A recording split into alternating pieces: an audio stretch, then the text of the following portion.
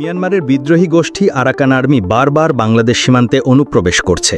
সুযোগ পেলেই নাফ নদীতে প্রবেশ করে তারা বাংলাদেশি জেলেদের ধরে নিয়ে যাচ্ছে।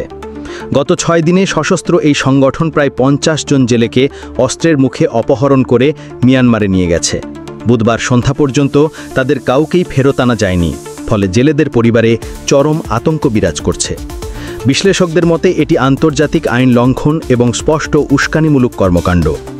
দীর্ঘ প্রায় 11 মাস মিয়ানমারের সরকারি বাহিনীর সঙ্গে লড়াই চালিয়ে গত আগস্টে রাখাইনের মংডু এলাকার নিয়ন্ত্রণ নেয় আরাকান আর্মি।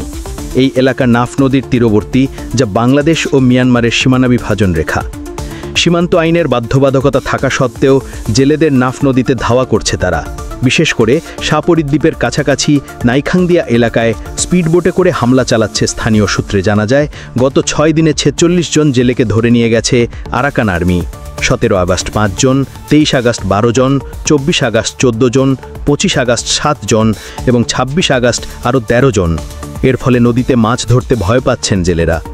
গত মঙ্গলবার আরাকান আর্মির ধাওয়ায় একটি ট্রলার ডুবে যায়। তখন কোস্টগার্ড 6 জেলেকে উদ্ধার করে। এটি নতুন ঘটনা নয়।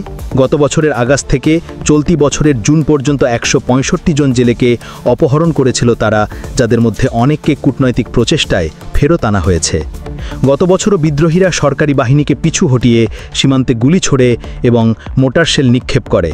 রাখাইনে নিয়ন্ত্রণ নেওয়ার পর থেকেই মিয়ানমারের নাফ নদীর অংশে মাছ ধরা কার্যত নিষিদ্ধ ঘোষণা করেছে আরাকান আর্মি। নাফ নদীর নাব্যতা সংকটের কারণে অনেক সময় জেলেদের মিয়ানমার সীমান্ত অতিক্রম করতে হয়, আর এই অজুহাতে তাদের আটক করছে সশস্ত্র গোষ্ঠী। স্থানীয় প্রশাসন জানিয়েছে, পরিস্থিতি মোকাবিলায় তারা কাজ করে যাচ্ছে। সেই ক্ষেত্রে আমাদের প্রথম অনুরোধটাই হলো জেলেরা কোনো ক্রমেই আমাদের বাংলাদেশ সীমানা অতিক্রম না করে।